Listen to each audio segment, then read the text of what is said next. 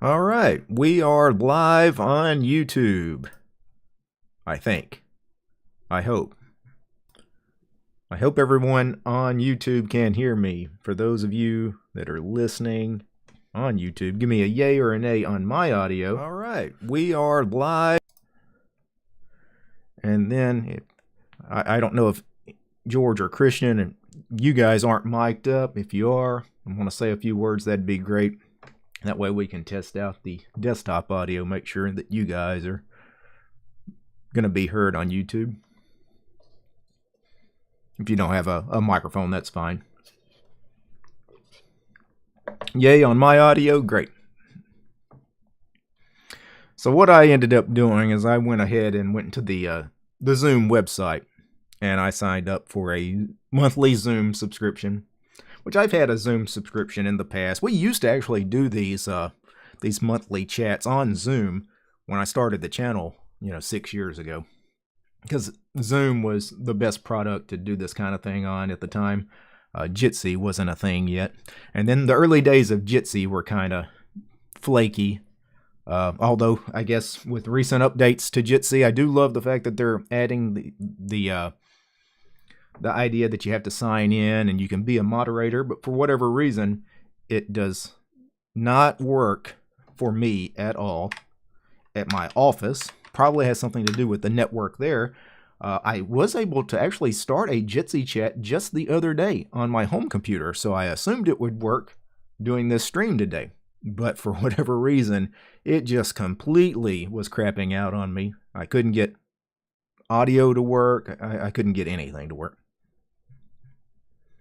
So, are any of you guys mic'd up? I haven't heard anybody on the Zoom call speak yet, so I don't know if it's an issue on my end or if none of you guys have had anything to say yet. Give me just a second here.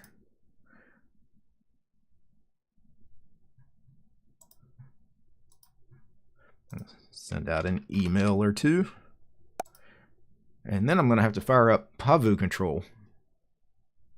I think. I can hear everyone. It must be on my end. That's what I was thinking. It's possible YouTube can hear you guys, but it's just not me.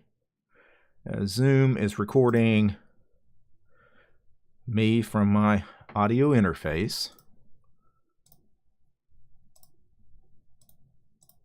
Let's see. Playback is also on the audio interface. That is not correct. So somebody speak now. I bet I'll hear you. Hello? Nope. One more time. That is weird. I see the audio stream in Pavu control, but for whatever reason, I can't hear you.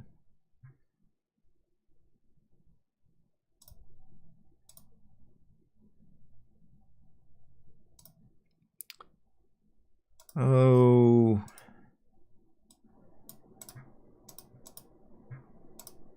And yeah, these streams, they just never work out. And we've been doing this for many, many years. And it's always a train wreck. Every single time. Because I cannot hear anybody.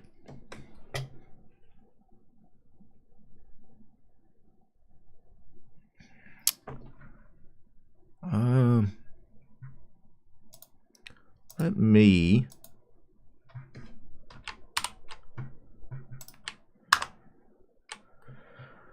I don't know. I don't know why I can't hear. I can hear the desktop audio because I can preview YouTube. I can hear me talking on YouTube. But I can't hear you guys here in the Zoom chat. Let's see. That's some audio settings. The speakers. Christian, so it sounds like he can't muted. hear us. I got you now. All right. Okay. The Zoom setting. All right. Oh. Can you hear us now? We've got you. Now, Distro tube.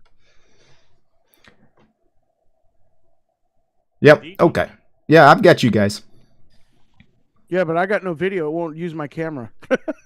Yeah, I can't use my phone. It's out of battery, so it's It gonna might be be without a might be a video. privacy setting.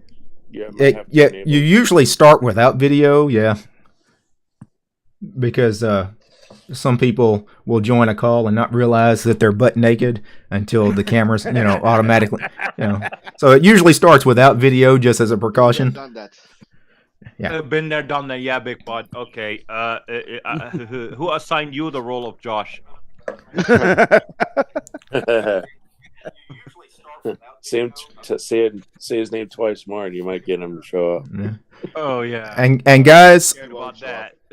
guys, we got a little bit of a feedback going on, so if you have headphones, please use them. Otherwise, the sound from your speakers will bleed into your mic and create a. No, I was actually. It was me monitoring on my phone. I was listening to the monitor on my phone, but it's done.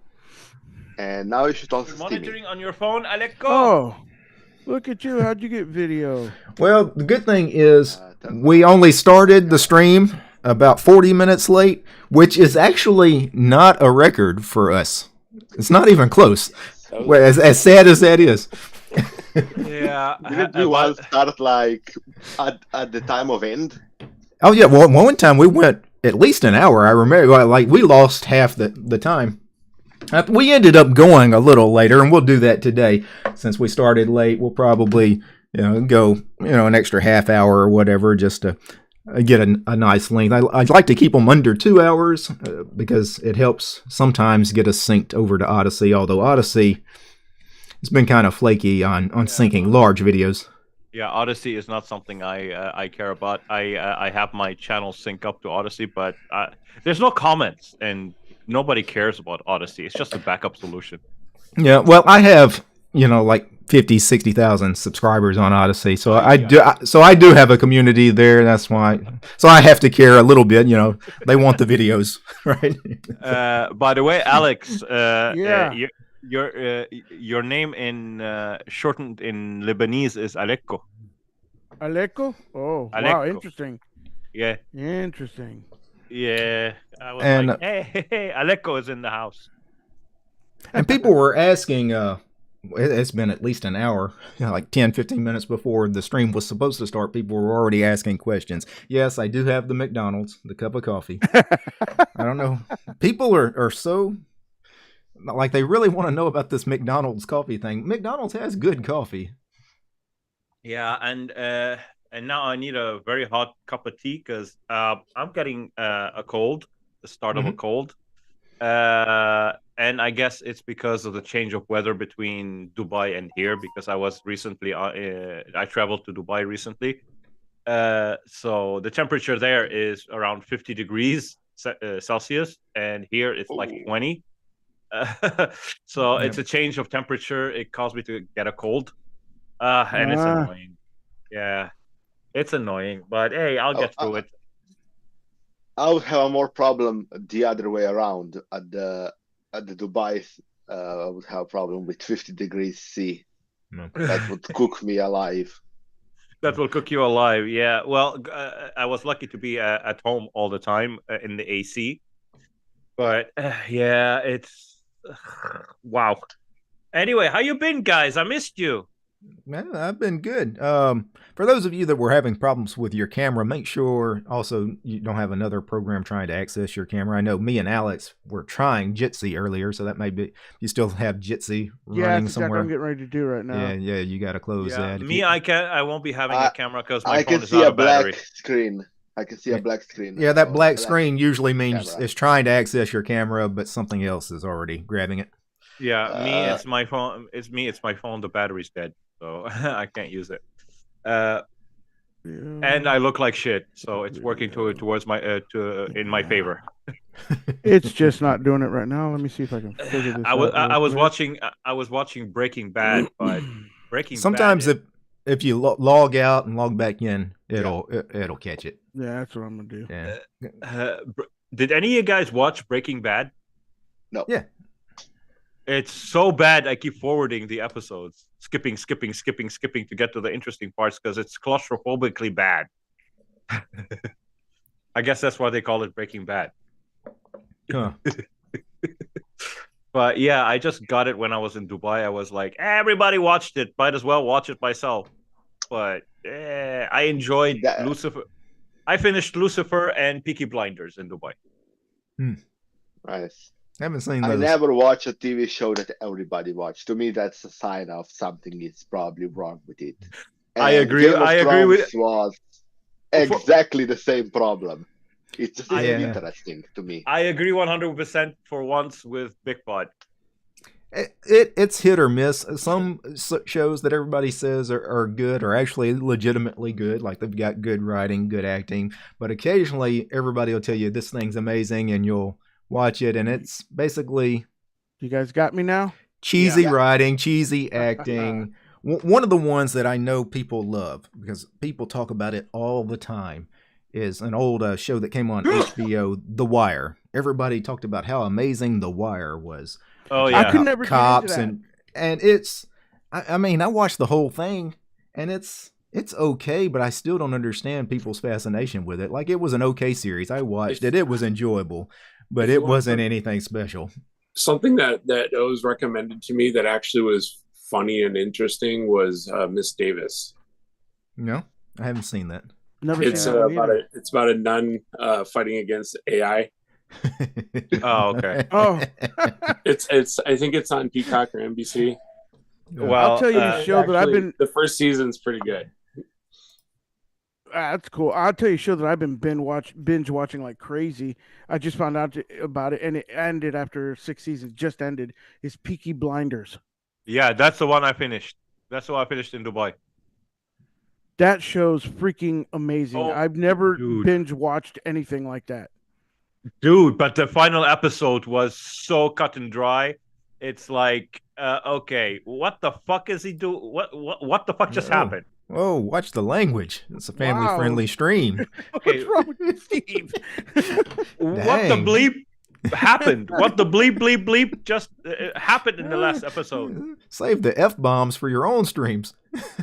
Yeah, it's about the it's about like Yeah. the The launch, Birmingham, I guess, the Birmingham mob, yeah, gang. gypsies. Yeah, the Birmingham gypsies. gypsy mob. Yeah, and they speak in they speak a type of English that is it's called Cockney English. Hmm. It got me hooked. This Cockney English got me hooked to the show, and the whole story is so well written. It's so Mhm. well written. But the final episode just got me. I was like, "What? Huh?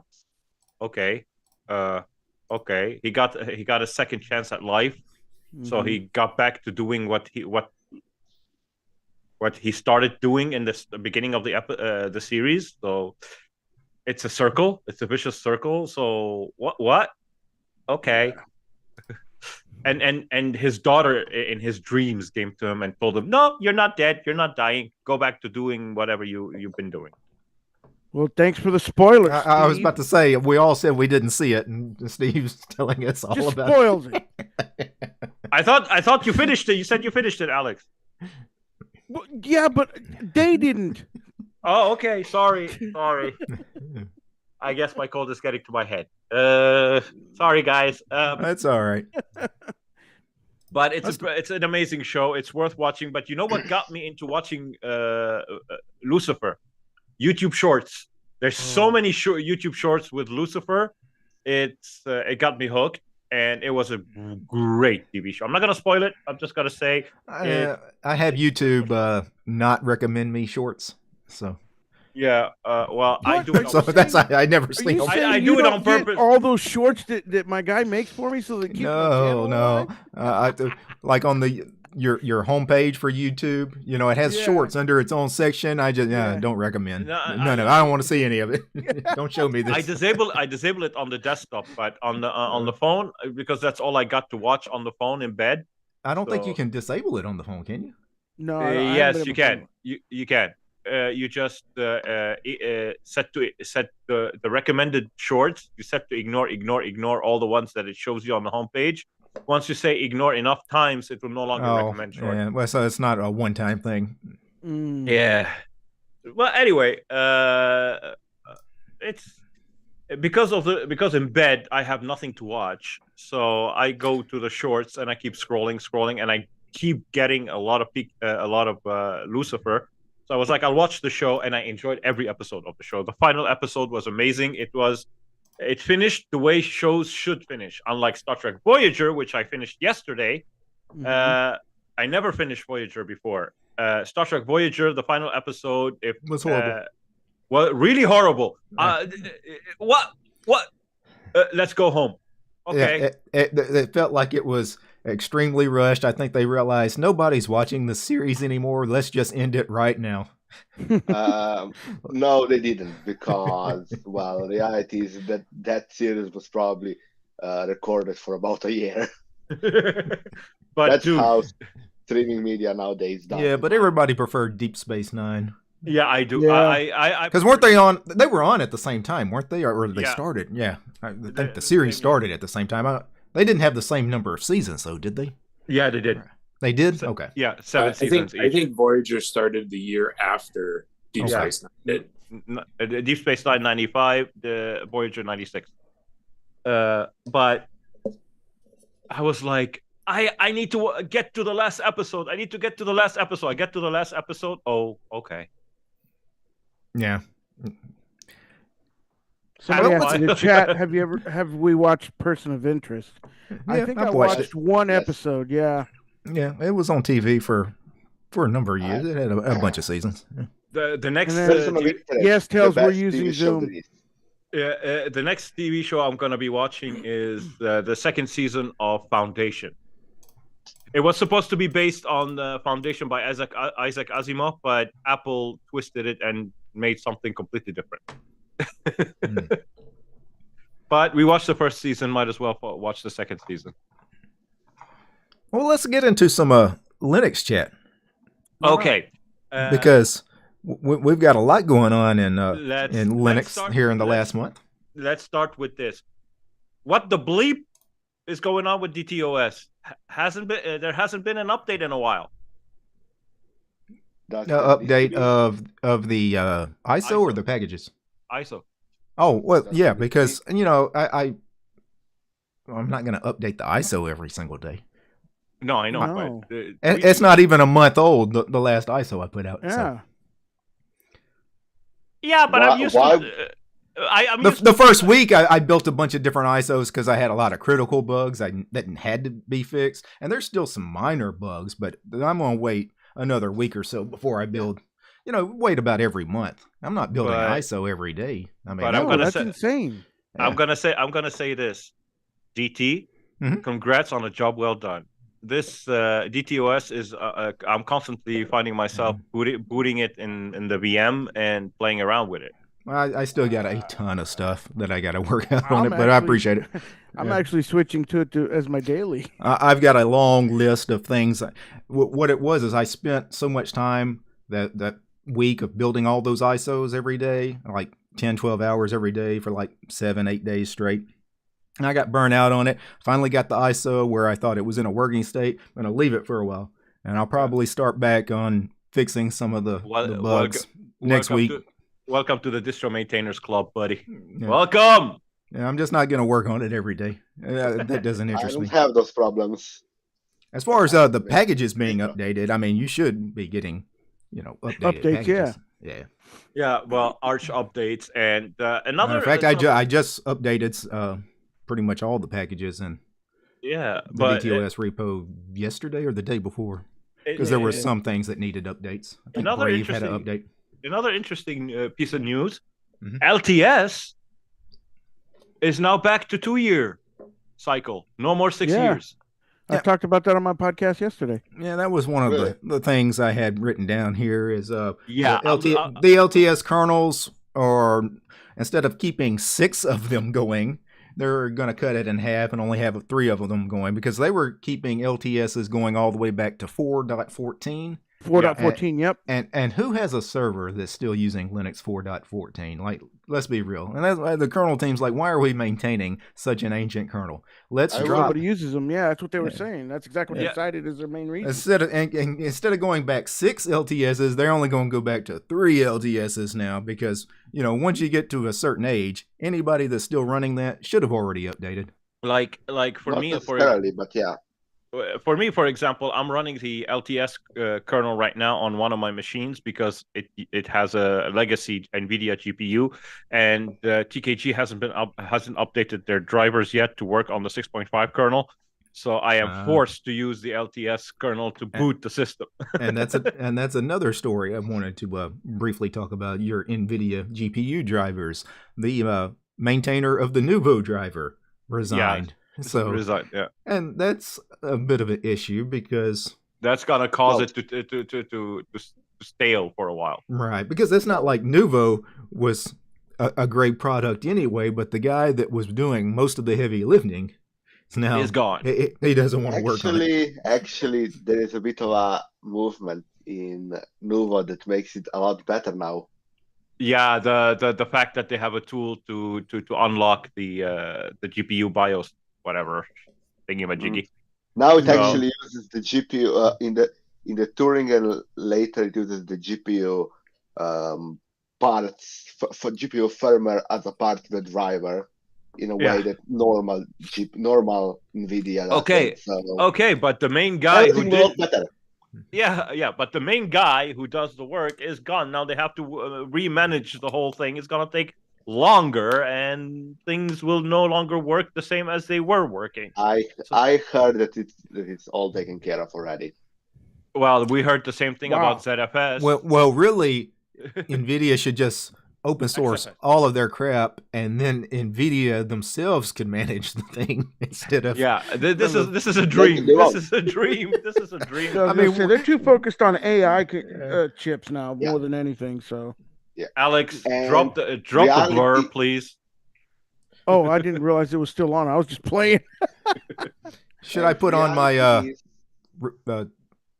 toilet background or whatever that I was using the last time? Yeah, that was funny. Yeah, but it doesn't work. You need who do AI don't care about whether it's proprietary or open source. That's just us who are on the desktop because we have to set it up every single time. And we install way too many times. Reality is when you have a workstation, you install once, you probably have an image that already contains the driver, and you just plonk that image onto the drive. That's how it should be done. That's why I like something like UBlue, something like Silverblue, because all you do is splatter that image onto a drive, or in Silverblue's case, you do hard linking, okay, and everything is already there. That's why UBlue has NVIDIA images for that reason. Somebody suggested I do the same thing on Zero Linux to solve the NVIDIA issue. I was like, no, I prefer to tell you to RTFM. It's easier. And when people resign their positions and they're pretty much the only ones working on something, you know, I do find it almost kind of funny when you say, hey, I have no interest in developing this anymore. I wish everyone the best of luck going forward. It's like, it's almost a backhanded way of saying, if you should just say, I'm just say I'm not interested, I'm moving on. But when you say, hey, best of luck with it, you might actually wish them best of luck. Yeah. You don't know. You might want them to succeed. He might.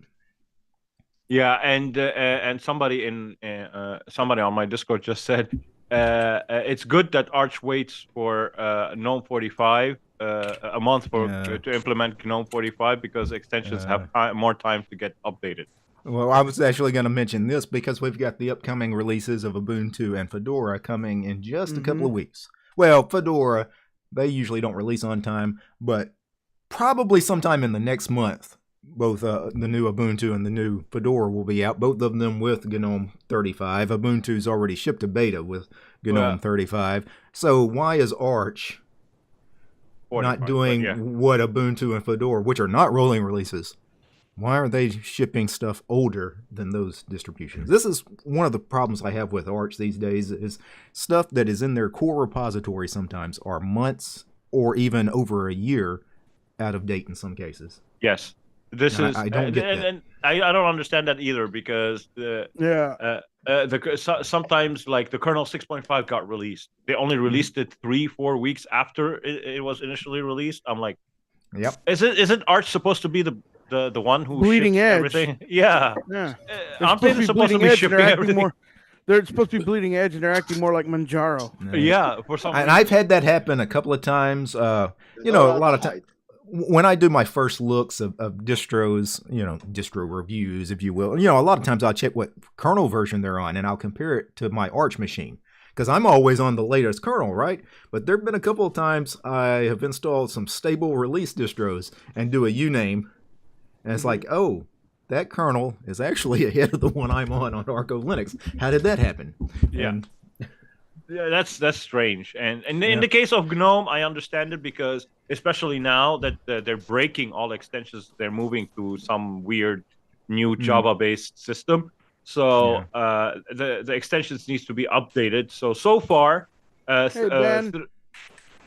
three out of the 12 extensions I include on 0G have been updated already. So I'm still waiting for the rest.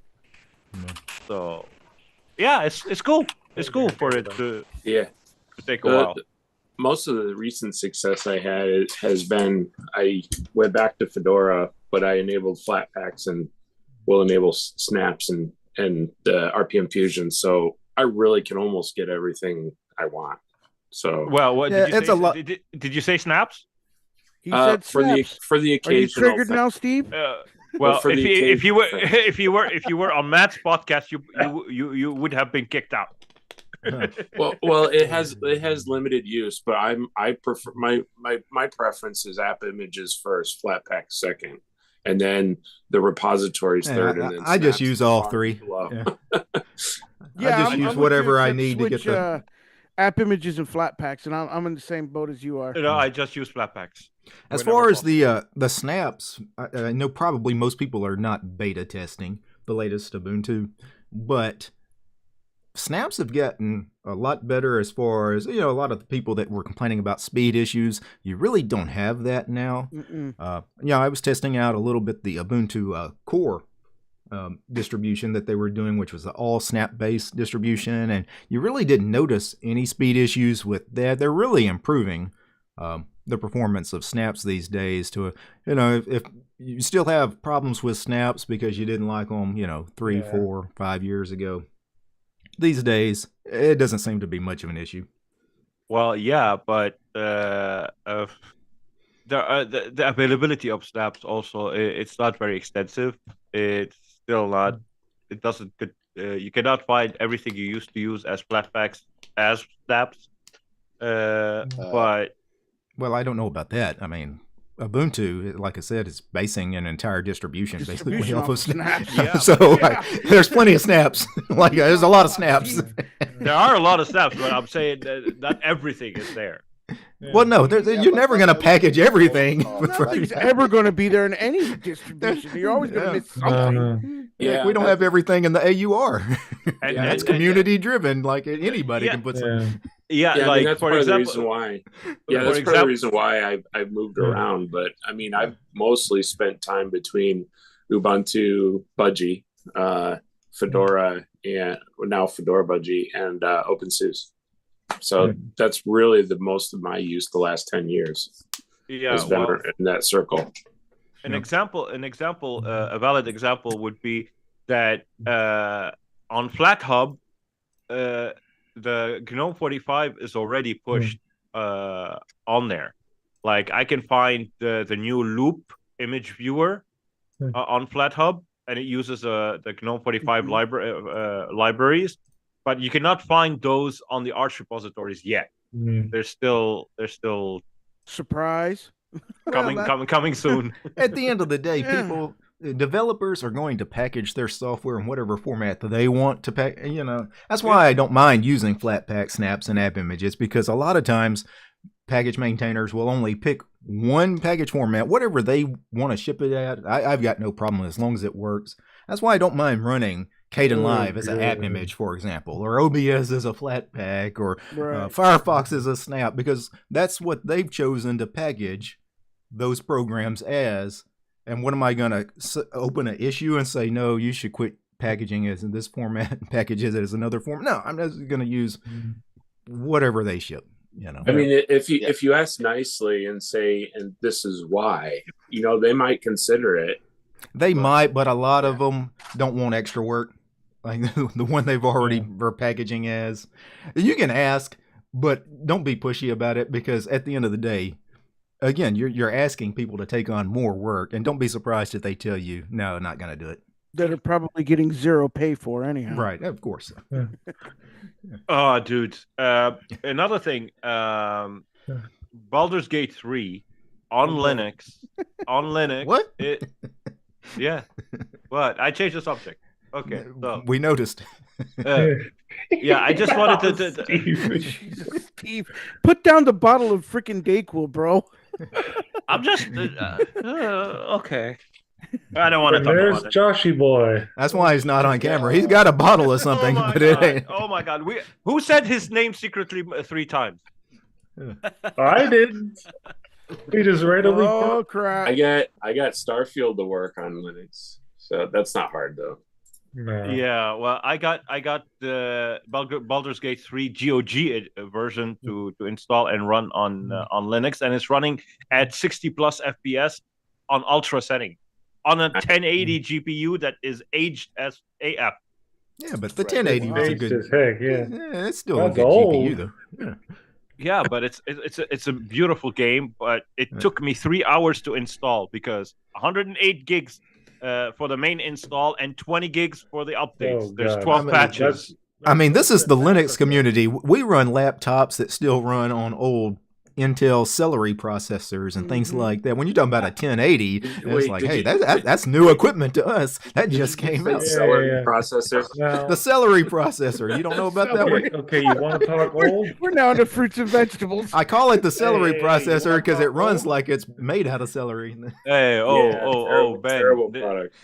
Yeah. It's Oh an my HP. gosh. He's got one. Is that the Celeron? No, this is an i7 2670 Oh. UM inside this sucker. It's a Sandy you and your fancy laptops. No. He's right. I got a laptop. I recently got given a laptop by my brother. It's a Dell XPS 9360. It runs a Core i7 from 2017 with an iGPU. But for whatever reason, Dell decided to make God, the here 13. goes Josh. Oh, no. It made the screen. They made the screen 13 inches with 4K. Nice, I'm like, Steve. 4K on a 13 inch. Like, I need a magnifying glass to see the icons and the text. Yes, it is. This thing is only running a 1366 by 768 screen. Ay. Ugh. Well, isn't that standard for pretty much every laptop? Well, actually, At the time. as a matter of fact, low-end laptops at the time. yeah, this was a 2011 actually laptop. I guess I only run low-end laptops because I thought that was like the standard. No. It was for a long time. This is a. I need to get a new laptop, I think. Yeah, I'm the only reason Go hit a pawn shop up. the only reason I'm using that laptop is because I wanted something that I can run Wayland on that doesn't have Nvidia. And GNOME 0G, so the GNOME edition of Zero Linux is running fine on GNOME, but GNOME is a resource hog. It eats up the RAM like nobody's business. You said the GNOME edition of Zero is running fine on GNOME. Well, I mean, I would hope so. Wayland. If it's the GNOME edition, and it's running. Sorry, on Wayland. It's running fine on Wayland on that laptop. NyQuil is kicking his butt today. I was about to say that's a low bar you set there, Steve. Sorry, I just took my medicine, so I'm kind of hazy. Yeah, That's a But, bottle of Johnny well, Walker it's- he's got right next to him, I bet. right. That's why he's not on camera. What this HP was, my dad and I are waiting on a 1080p screen to come, and we already got the cable and everything. But the bad part about it is, it's one of those machines you have to take all the way down to the darn board in order to do any work on it. And how long is that going to take you, Benny Boy? Ricky, it would take about 2.5 hours if we do it right the first time. All I gotta say is, you poor unfortunate soul. Good luck. Are any of you guys excited about Ubuntu's the new release is going to come with the new software center that's Flutter based, kind of like with their Flutter based installer. The one that doesn't have the Ubuntu packages on it only has. Aren't we just excited? Stop spreading that misinformation. They support devs now. Oh, Well, good yeah. lord. Yeah. I mean, They're going back to Okay. that. In fact, because they package it as a snap currently, I installed it on a non-Ubuntu distro, and I can still use it to install deb packages. Okay. well, you've always had the Snap store that was packaged as a Snap. You could install it on any distribution. So basically, Josh, you're saying you installed that on your LFS? Yes, I installed bare minimum viable Wayland compositor on Linux from scratch. I installed Snapd, I installed Flatpak, and I can install the Ubuntu Software Center, and I can install deb packages with it. And they don't work. How long does Electron take to compile? I want to know because I didn't compile it. Because you're on Zoom, I was just wondering. Shouldn't take long. I'm running through the web browser. Oh, you're on the web browser Zoom. Okay, Yeah. I thought maybe you did the desktop. That's how I am too. Yeah. Me too. No, I'm using the good old Electron app. Well, Electron, Flutter, these things are the future. Yes, they are. They really are. Time to break people's bubble. No. Ubuntu Here comes Big with Pod. the next couple of versions for GUI applications be all Snap. Let's be honest. Okay, cool. So that's why they didn't at first care about their packages inside their store, because why would they? Oh gracious! I can't wait for that switch. That's gonna be a fun time. It's really big. Well, I think it'll be a fun time for some. Yeah. Just like it's gonna be a fun time with Fedora 40 when the switch to Wayland happens. Yeah, well, That's gonna be another fun time. You'll be, and that's another one. It'll be fine for some. It's for certain users. Like if you only are going to install Fedora with GNOME, and that's the only desktop environment you ever plan on using, you're going to be just fine. And for most regular computer users, they don't change things. But the minute you step outside of that world, you're going to have issues. Still install Xorg without a problem. Yeah, it still will. You just have to do it yourself. It won't be installed for you because GNOME will work only with Wayland. Because of course. And that's really the problem is with Fedora and Ubuntu, all the distributions that base off GNOME, when you're pushing the switch to Wayland. One of the problems with pushing everybody to Wayland is you're kind of almost forcing people to have to run GNOME. To be fair, though, no, Fedora is like you kind of.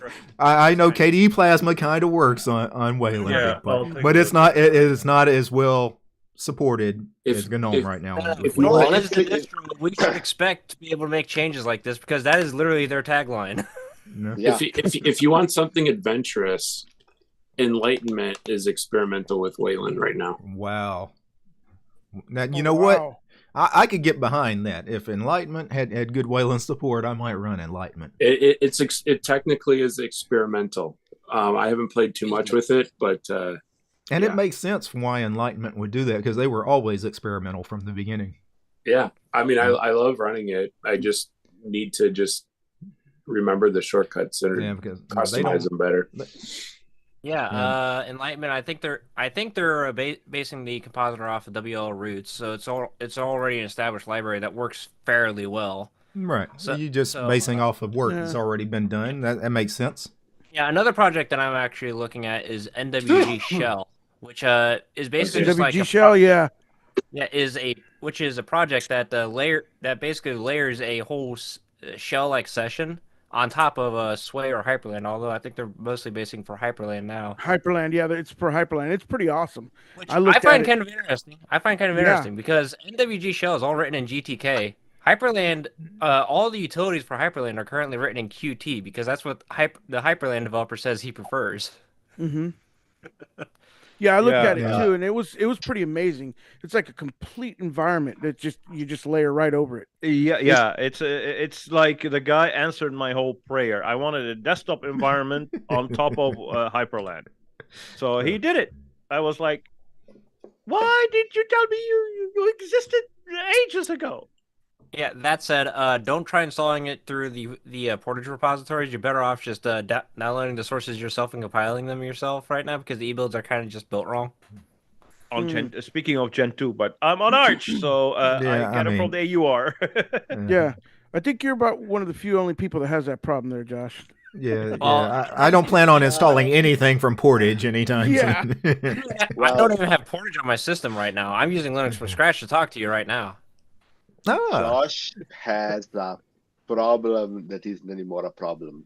So I don't know why he's using either Linux from scratch or Gentoo anymore. Yeah, I like distributions that actually ship a package manager by default. Yeah. I'm working on it. It's nice. Or ship things. I'm working on it. I'll say things first. Or have binary packages.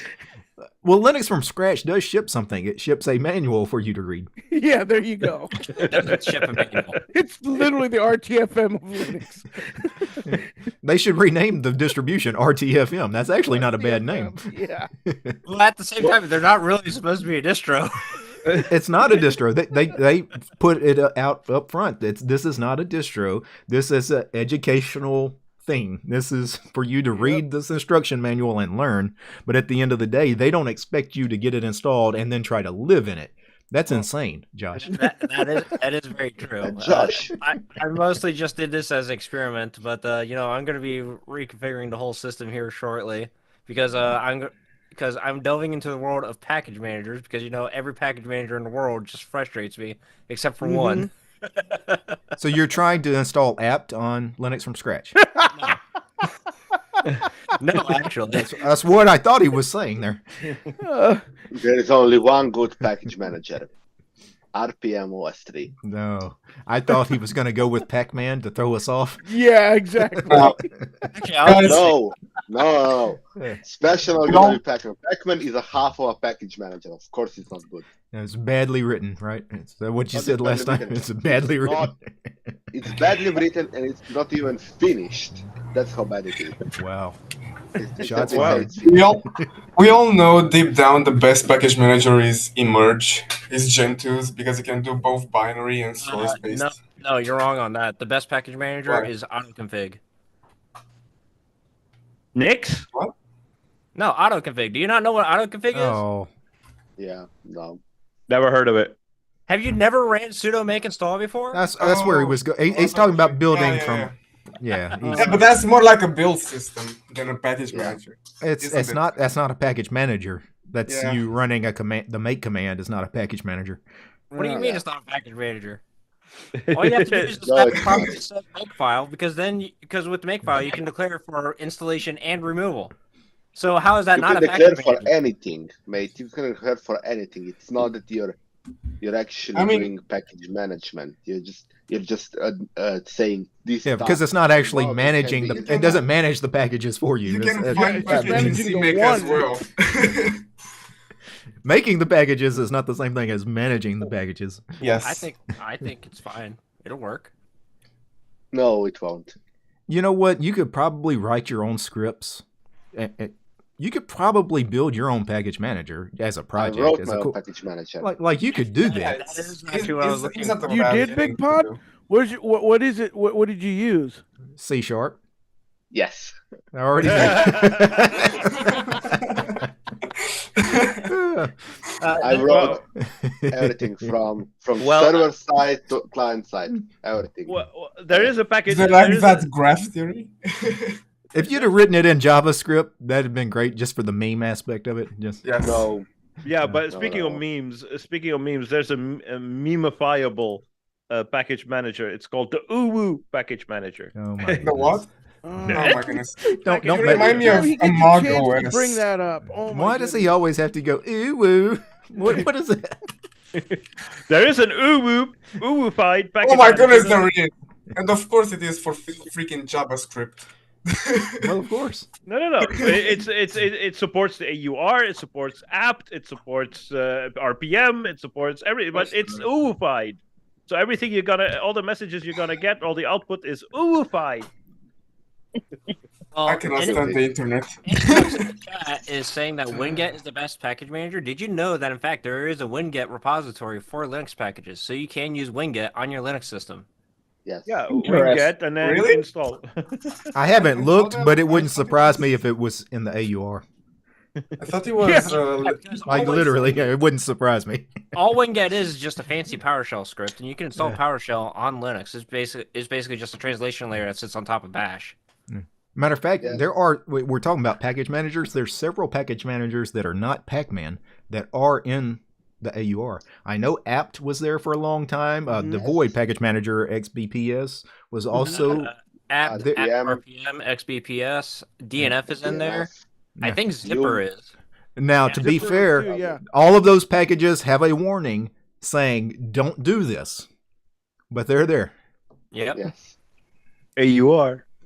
I've done it. I've done it. That doesn't surprise me, Big Pod. Funny thing is that Arch packages actually do work on Gentoo perfectly fine if you install Portage.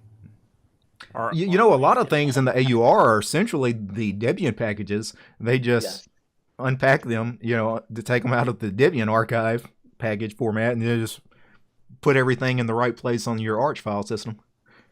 Yeah.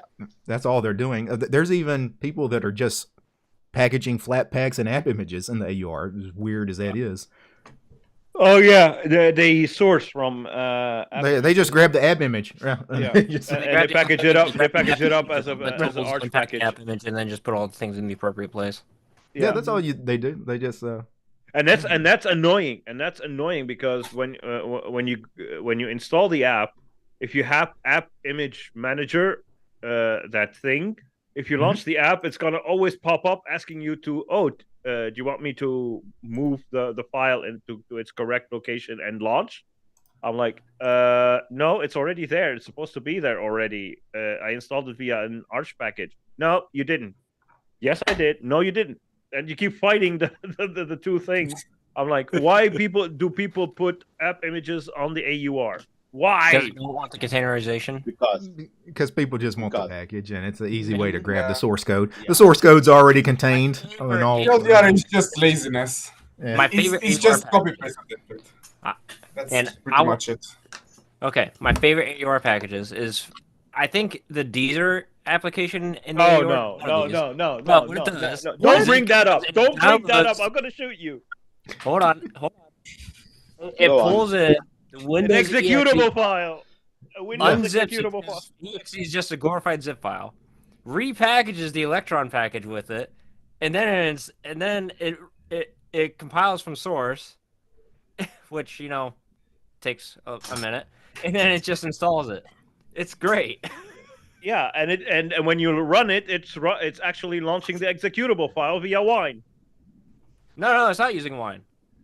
It's using a self-served build of Electron that's been reported to Linux. Basically, what it does, it just extracts the JavaScript and Webpack and stuff like that, React, whatever it uses, to a folder. It adds its own build of Electron and then repackages that. Well, to be honest, this is a perfect example of why app image exists, because it would have been so much easier to package that thing as an app image than the way they're doing it. Yeah, if you want to use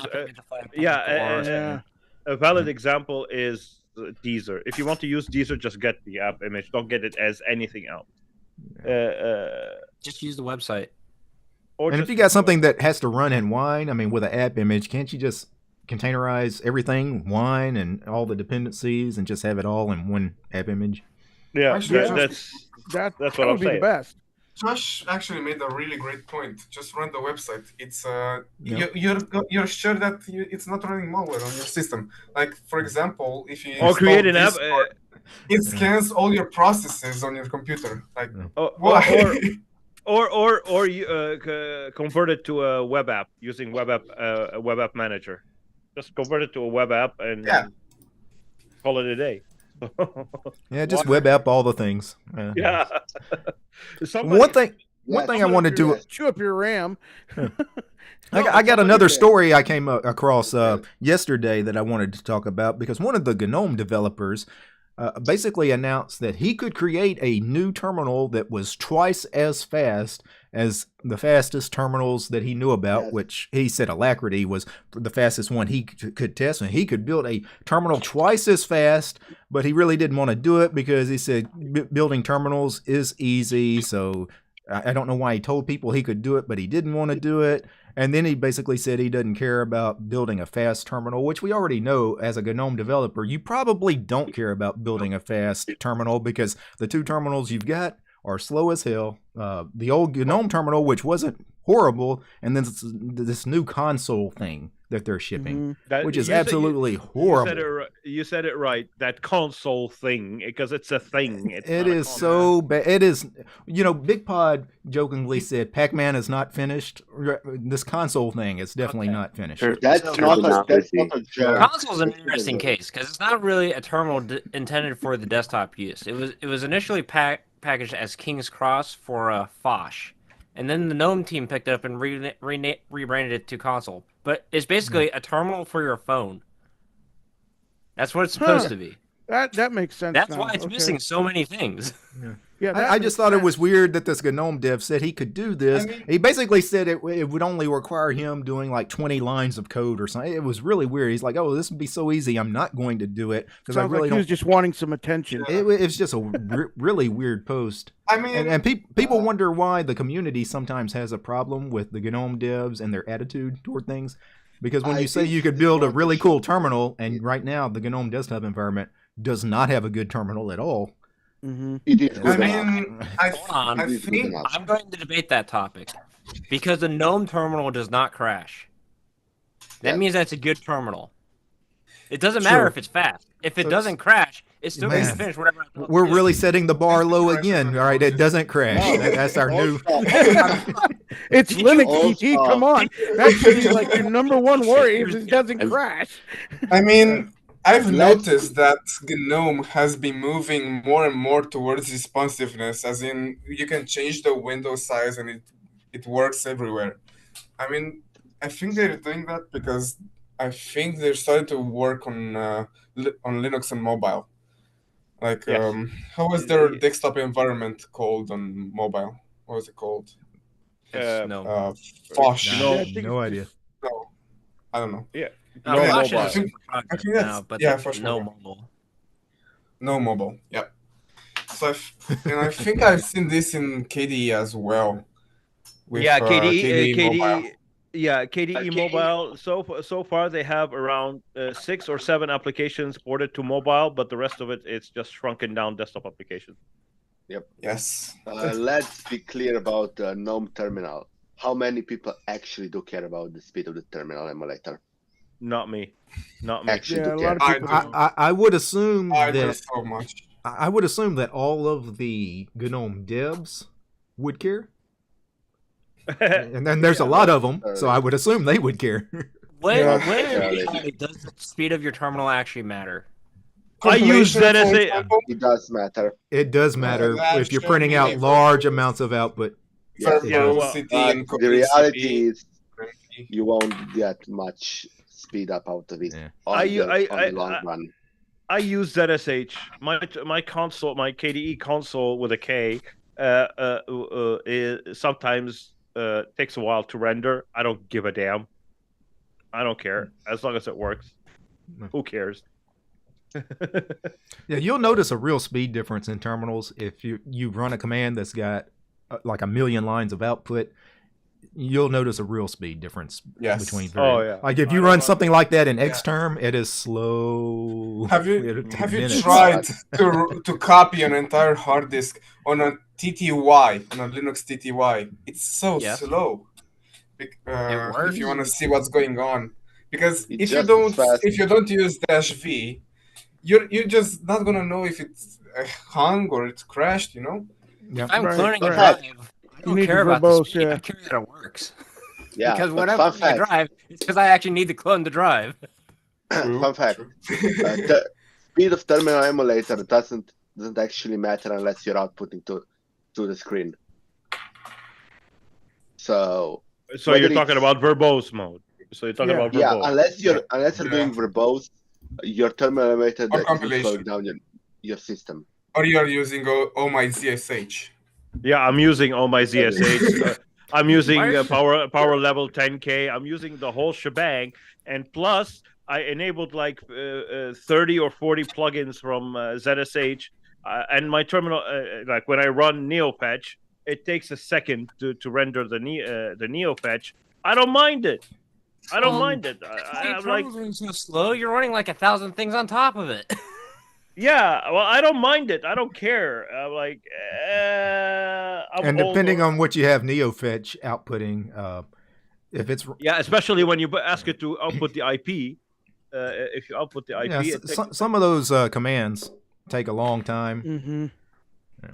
But I don't mind it. I'm already old. How much older am I gonna get?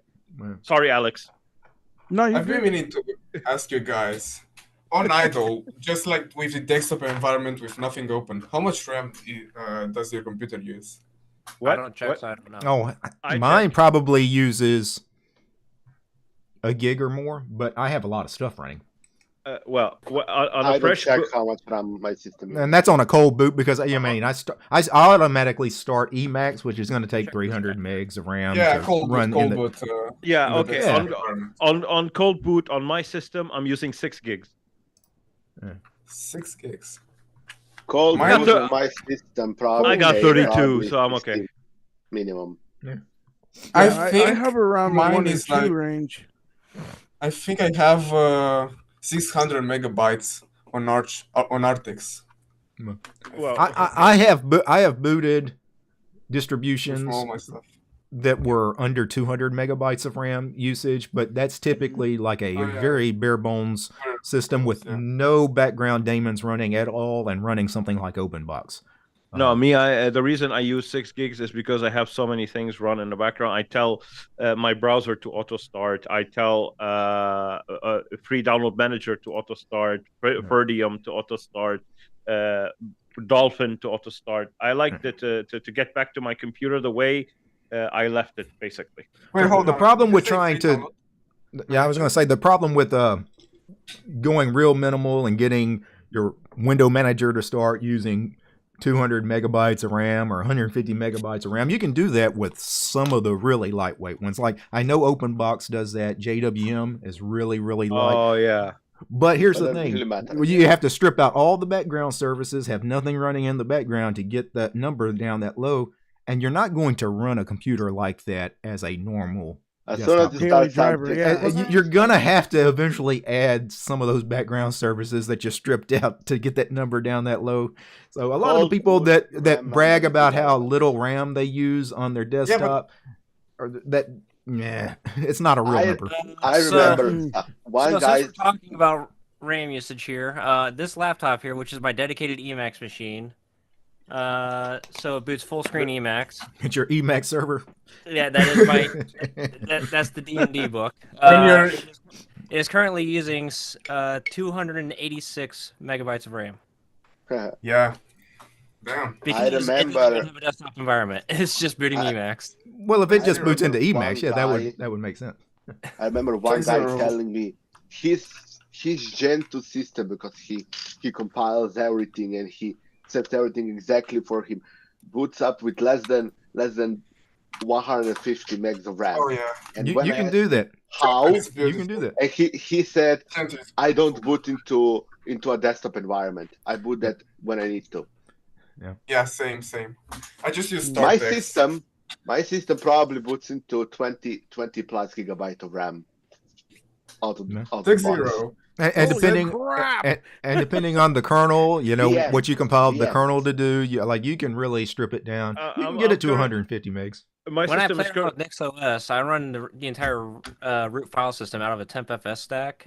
So my idle RAM usage ranges somewhere between 1.5 gigs to 47 gigs. Mm-hmm. Well, I'm currently I start VMs on boot.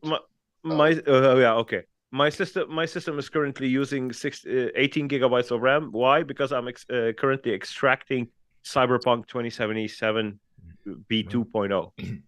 Well, when I'm doing work at the office on that computer, like if I'm got Kdenlive open, or rendering a video or something in Kdenlive, I'll open up HTOP and it'll be using like 48 gigs of RAM on that machine. Now I've got 64 gigs on the machine, but Blender will try to suck up all of that. Like Blender wants all 64 gigs.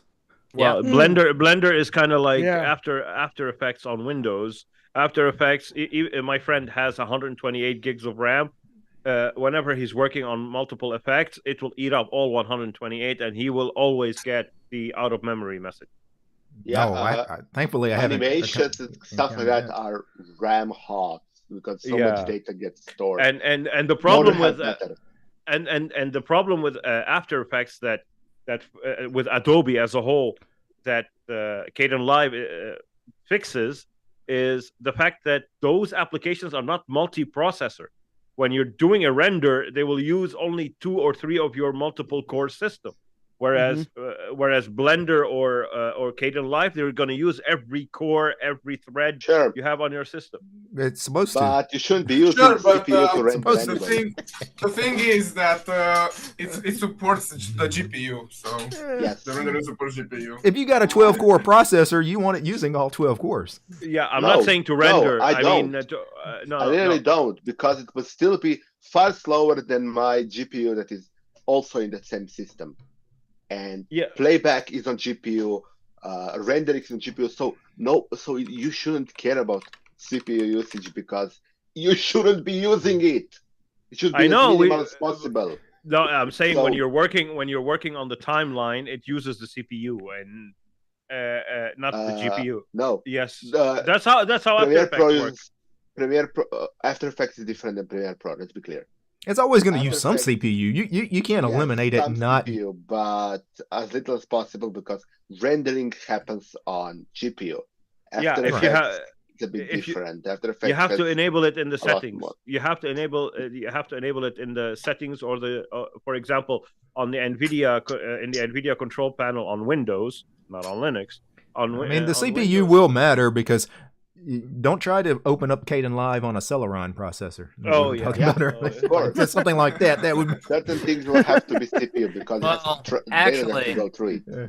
Actually, if you're doing like the actual editing, Kdenlive's not very good on a Celeron CPU, but Kdenlive can render fairly reliably using a Celeron. The rendering, but the rendering is not what takes most of the time, right? It's just the editing that really takes. The most amount of time for videos. Not for me. Mine blazes through pretty quick. Well, it depends. I'm usually done in like 15 minutes. Yeah. And sometimes I'll have very minimal edit. Sometimes you record something, you don't feel like doing much with it, and you just ship it as is. Yeah. But the minute you start chopping up things and moving things around, that's when the CPU is going to matter, because when you're scrubbing through the video and all of that.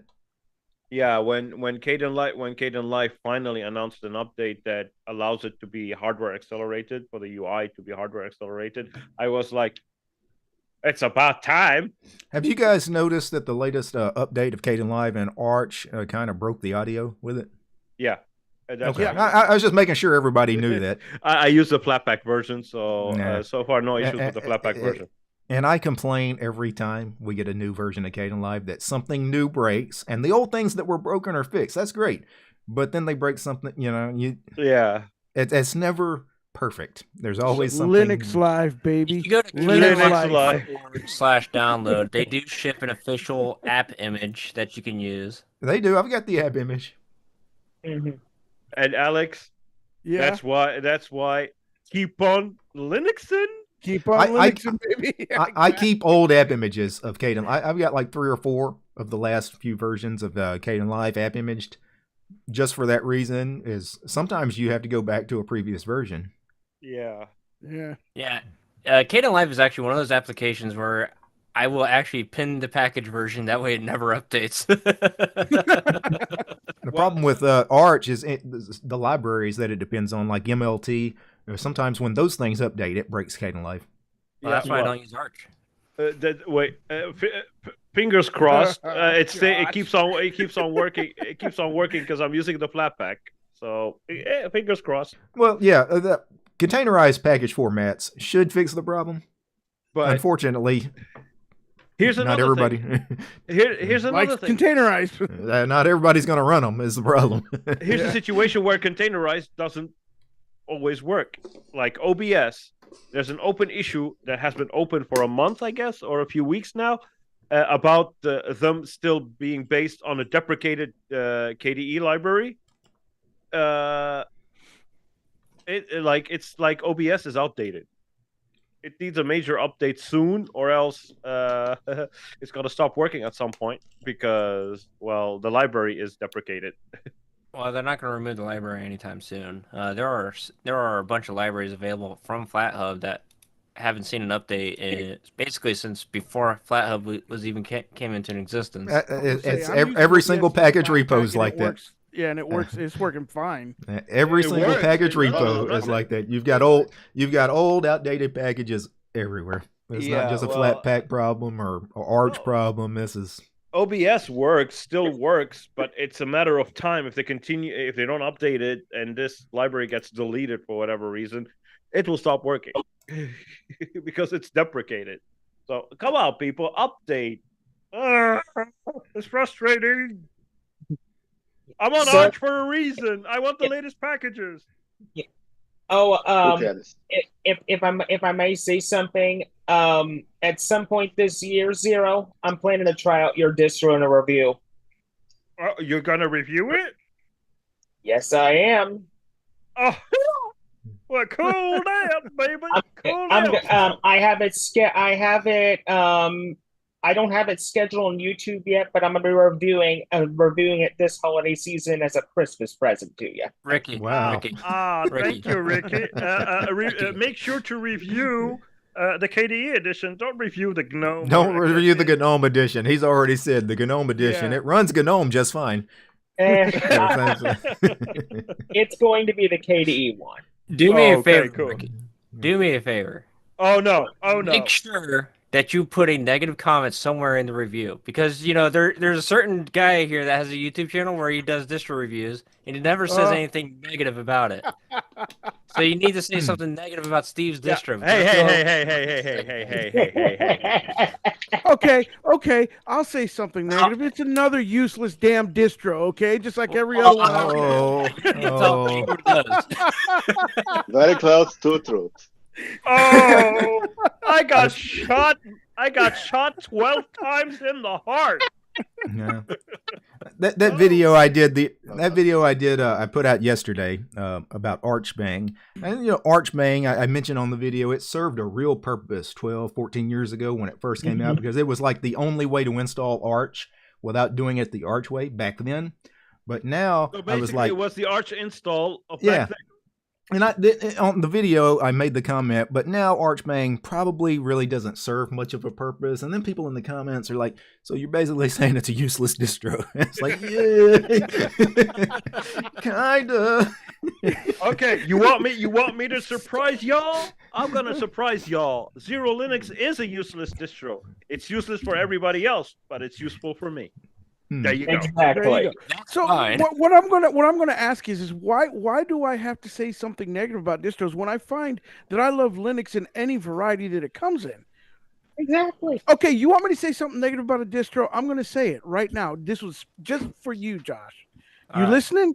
I'm Gentoo listening. freaking sucks. Why? Why? Right. Because you waste so much time building something that does the same crap that any other distro does for you. Yeah, but you really lose. While days waiting, of you your can go freaking outside. life. Devil's Exactly. advocate. You literally Touch lose days when of you your come back. life building Gentoo for nothing Devil's for you to advocate. achieve extra above any other freaking distro out there that's already compiled for you. Wait. You're wrong. You're wrong. What? And You're wrong. very- You're wrong. You're very wrong. much wrong. I said something Josh negative. How has do you a like reason. that? I said something Hold on, negative. Josh has a reason. Josh has a What reason. distro are you using right now? What distro? I'm on Arco Linux right now. You're on Arca Linux. Can I presume that you have Firefox installed on your system? No, I don't. Okay, what about Chromium?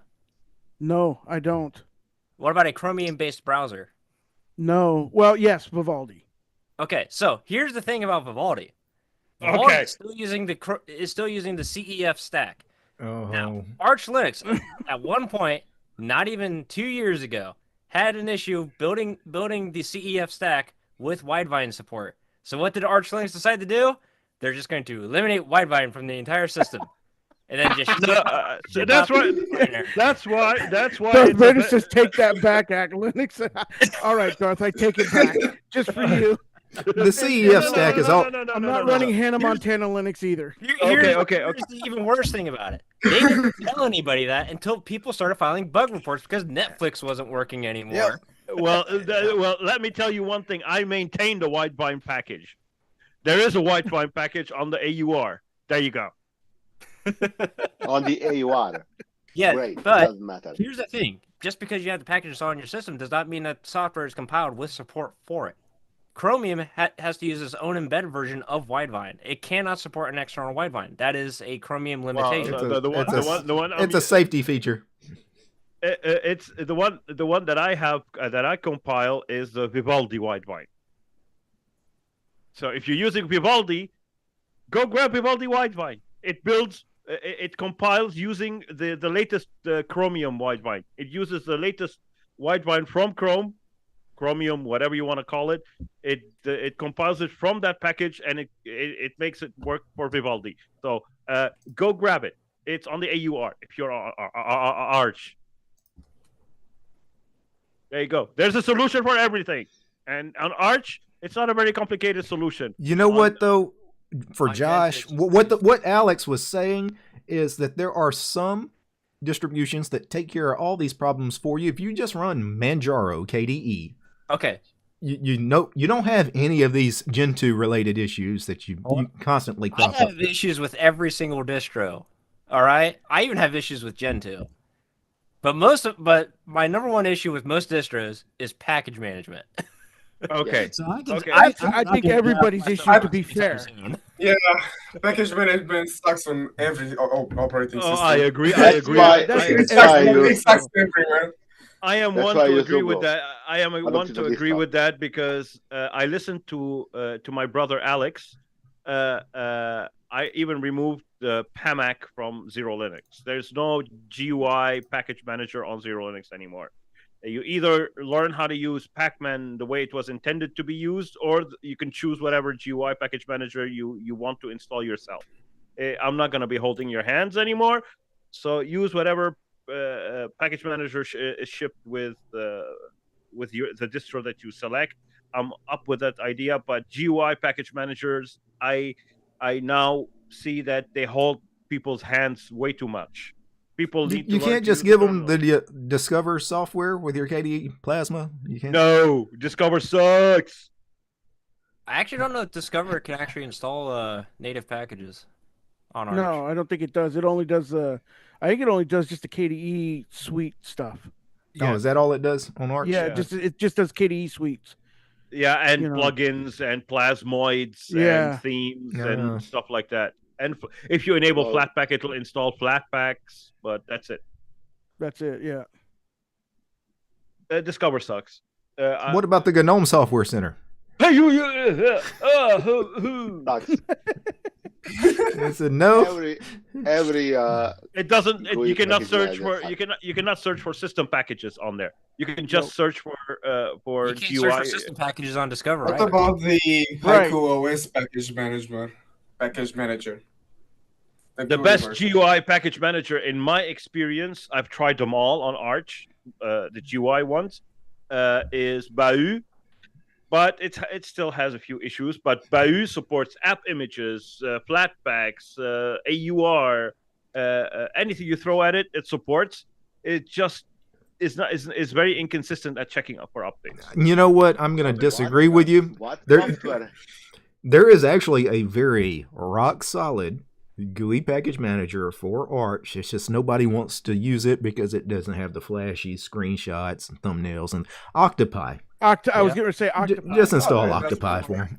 That's great. It's great. Just to let you know, DT, just to let you know, Octopi is installed on my storage system. I use that with the Octopi Qt notification system to notify me for I hate the icon. I hate the tray icon for that. It's a ghost icon from Pac-Man. No. Well, that's let's just bust out all of the old GUI package managers. Let's bust out Octopi. Let's bust out Synaptic. Let's bust out DNF Dragora. They still work. They're solid. But I install Synaptic on every Debian machine every time. But DT, does Octopi support Flatpaks? No, it does not. So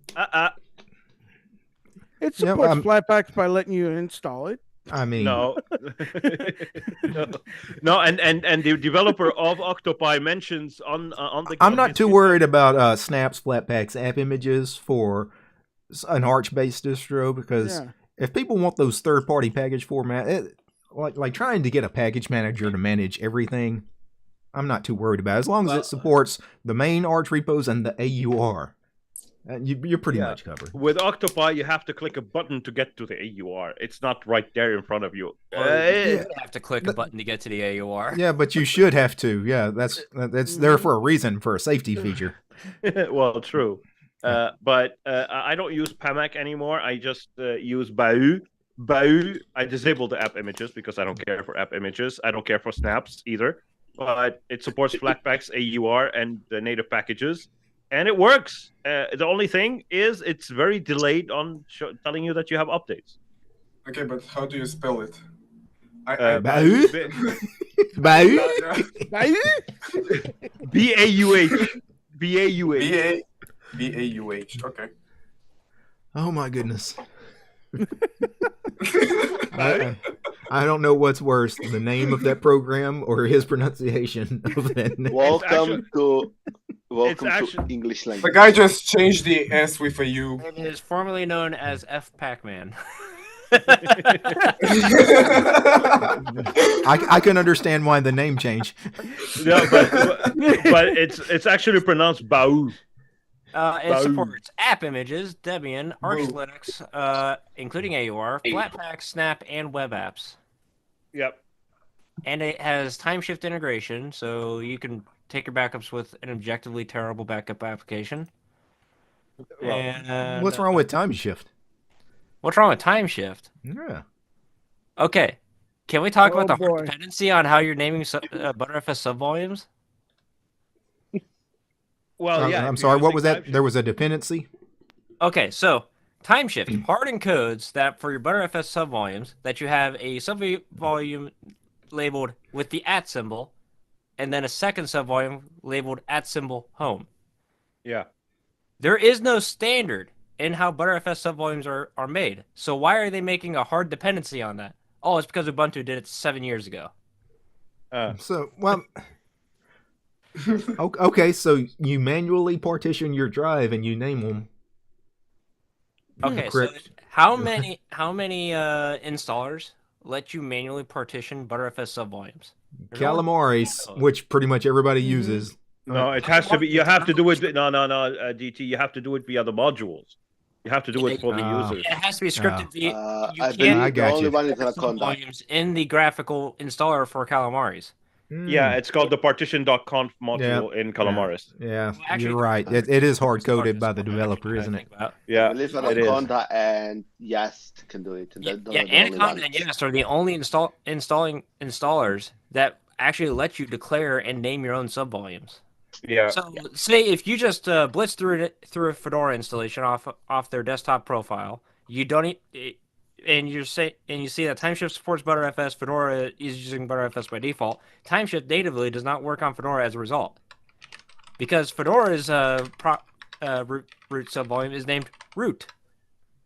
Oh yeah, that is correct. Yeah, that is correct. And the TimeShift maintainer is no longer the original maintainer. Is the guy from Mint. Linux Mint now. Yeah, it's Linux Mint. Even but then, you're right. TimeShift has a hard dependency on cron. It doesn't use systemd timers. So if you're using a system that doesn't support cron, or it doesn't why would you be on a system that doesn't support cron though? Because you have these little timers. No, because you are Josh. No, a lot of distros don't even have pre-configured cron scripts anymore. They only ship cron because people expect cron to be on the system. Yeah. There's actually a couple distros that don't even ship a cron daemon by default if they're using systemd. I ship cron. I just ship cron because it's part of the Arch packages. I just ship cron because cron is what everybody's always used. I mean.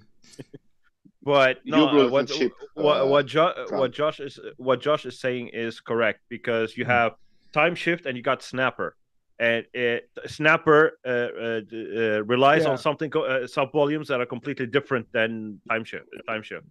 Actually, Snapper just doesn't care. Well, yeah, it seems. But you have to initialize those subvolumes. But you're not telling it which subvolume you're using. You just give it a directory path, and it'll discover the subvolume by itself. But in for the manual partitioning, there's very few installers that offer that. Like you said, in Calamares, we as the maintainers, distro maintainers, have to do it via the Calamares module, and that's hard coded. So the user cannot, even if they select manual partitioning, they won't get. Even if they select BTRFS, they won't get the sub volume. I think the point Josh was making is that TimeShift shouldn't have that hard coded. They should have that something that the user could. Yeah. It's not a distro problem. It's a TimeShift problem. It's an application problem. Yeah. So, but well, I don't use ButterFS, so I don't care. I'm gonna keep using XFS, and I got good news for you guys. Remember the. For everyone, not for everyone using XFS. Okay. That's you. Everybody that's you. Me and everybody who uses XFS. You and like 3 other people that are not on the stream today. File system in existence on my home system, because ButterFS is not the world's greatest file system for running virtual machines on. Yeah, but XFS is. But the XFS probably isn't really the best either. But XFS is great for if you're dealing with bulk copies. I'm blanking here for a second. Databases. Yeah, that's what I'm thinking, databases. I was thinking databases. Well, I just got a reply from the Grub developers, because there was an issue with Grub and XFS. The upcoming version will contain the fix. They discovered it. They found out the problem thanks to my ISOs that I built for them. And one other bit of file system news, just for those, in case you're still running RiserFS, it's being removed from the kernel. So as far as RiserFS support.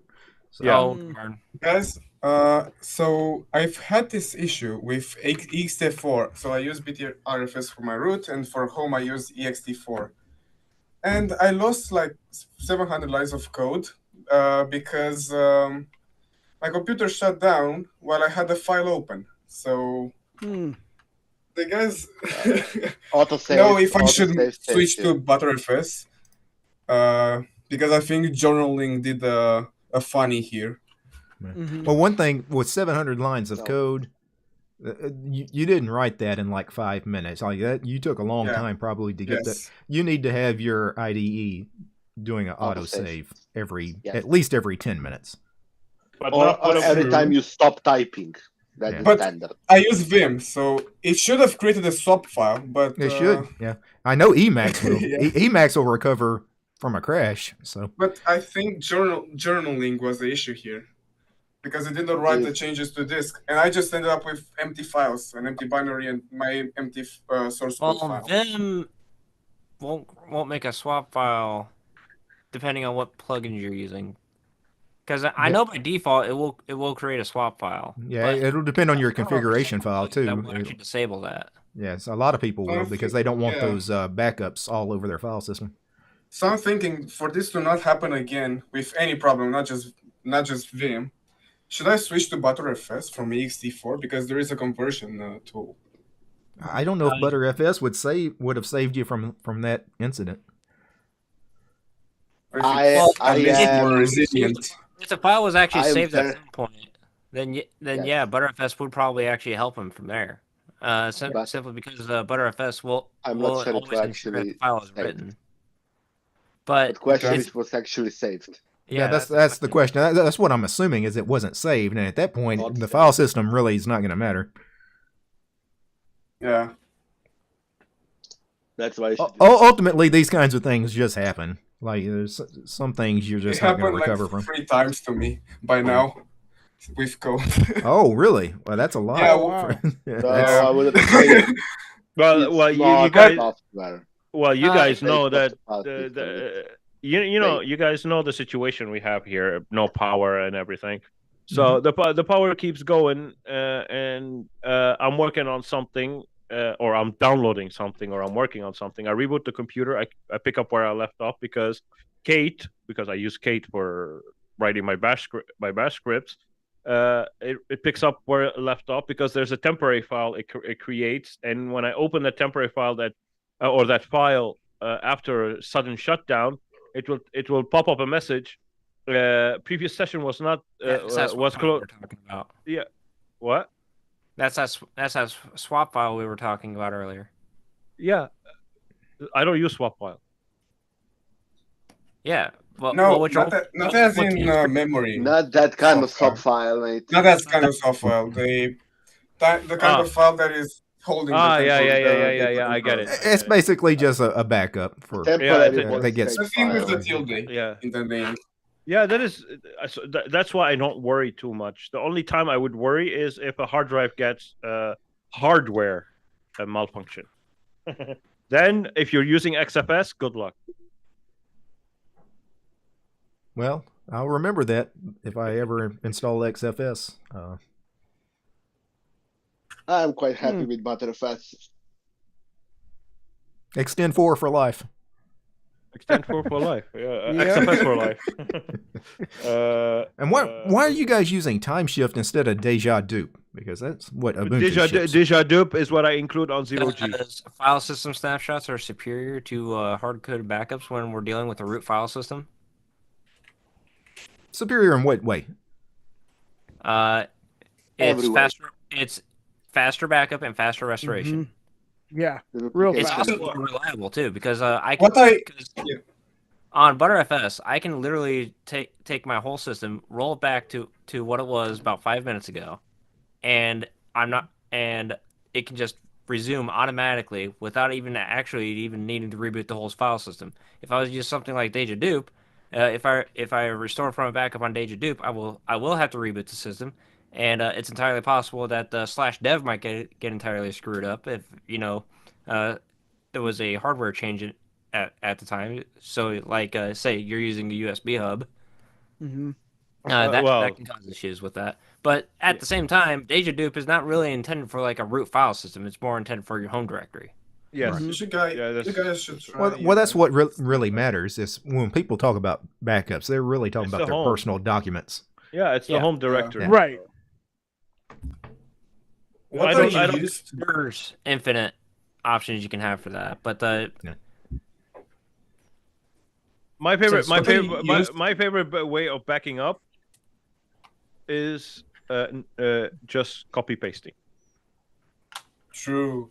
What I used to do when I had Gentoo was I used Snapper to create snapshots of the file system, and I just added hooks to portage and other stuff that I want to have. Does anybody remember the old remaster sys from way back in the day?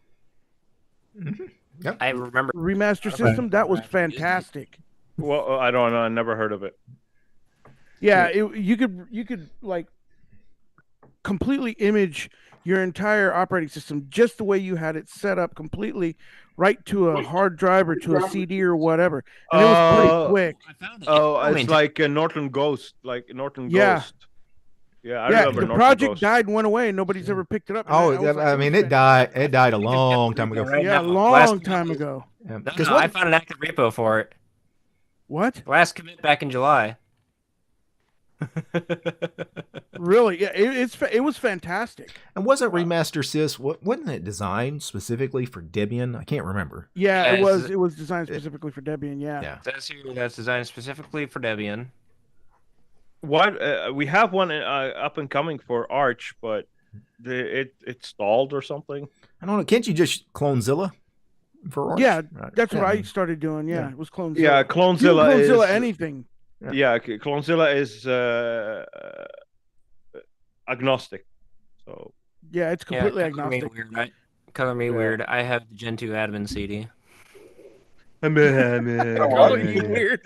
I'm gonna just color you. Are you talking about the rescue CD, the system rescue or whatever it is, the Gen 2? It's called live Gen 2 USB. admin CD. It comes prepackaged with DD and rsync, which is realistically all you really need. That's it. Yeah, exactly. That's what I was saying earlier. Why don't you just DD? you don't need the entire GNU core utils. You just need DD. Right? Yep.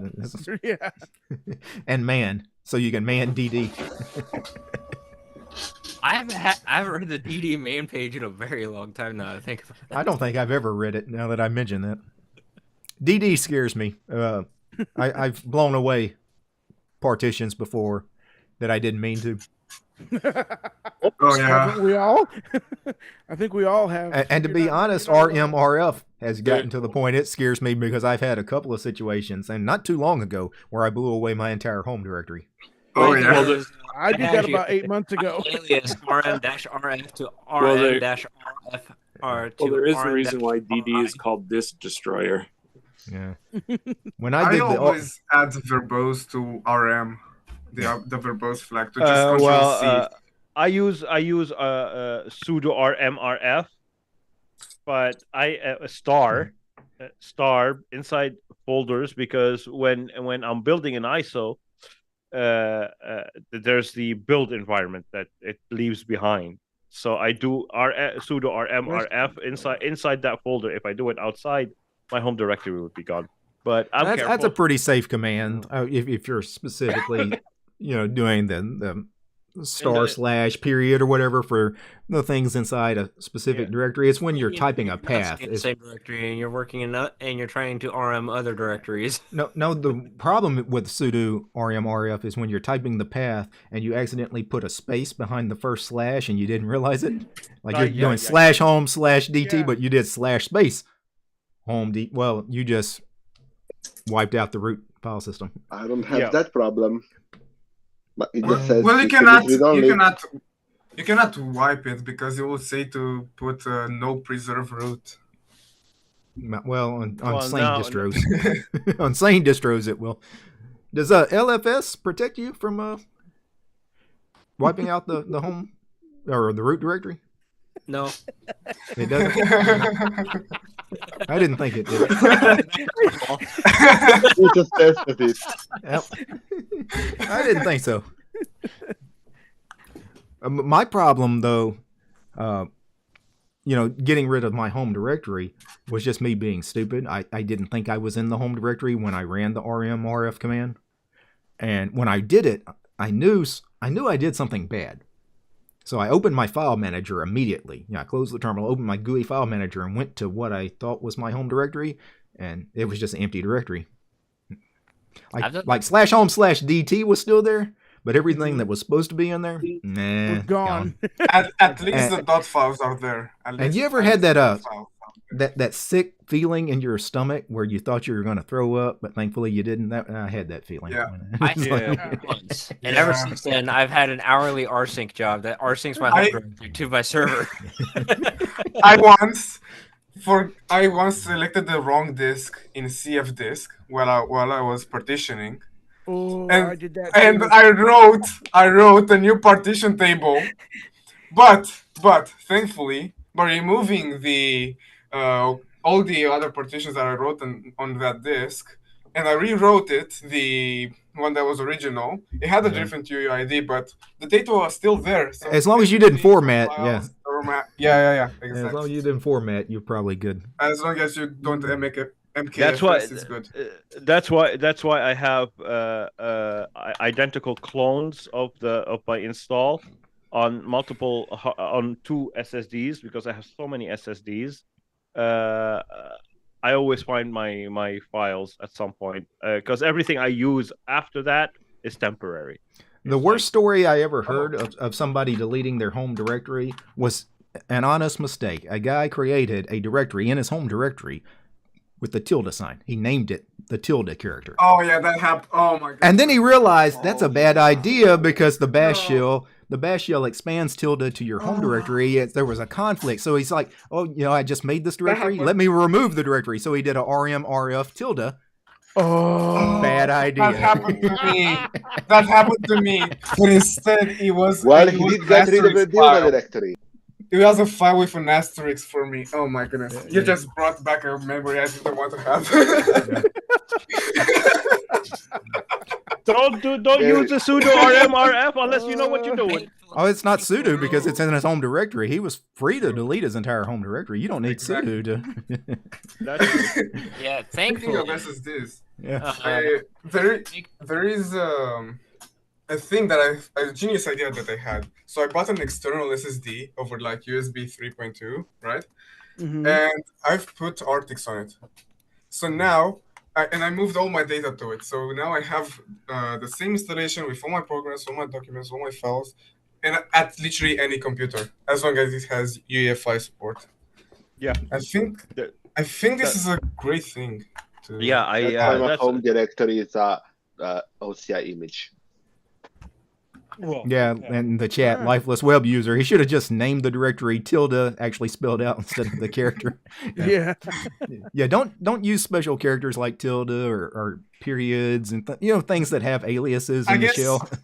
I guess that's why idea. Windows doesn't let you do that. Doesn't let you do that. Well, right? Windows is a much more sane operating system than Linux. Yeah, because it never breaks. Yeah. You don't have a Linux life with it. Oh yeah. Well, now doesn't the Linux file system have that annoying feature where it doesn't care about capitalization for the file names? Yeah. That always seemed weird to me. FAT32 is the best file system that has ever been created. Yeah, and in Windows, if you have capital or not, if you name two, it's the same file and it'll overwrite them. Yeah. No, Linux is the most sane operating system. Obviously, that was what Temple OS is the most sane, I would argue. Yeah. I'm not joking. It's really easy to use once you get used to it. Not joking. Yeah. Well, it's not much to it. Really of course, it's really easy to use. Yeah, exactly. It's really easy to use, and it doesn't. You need to really get used to it because there's a lot of configuration you have to do. Sure. Application. There is. I like to think that this dollar calculator that I have here is the most sane operating system. There is a fork of Temple and accurate as well too, Josh. It is accurate. It is turn complete. Yeah. So there is a fork of Temple OS called ZillOS, and it's basically Temple OS, but it supports 32-bit colors, right? It supports UEFI, so you can boot from UEFI. SATA support with AACI.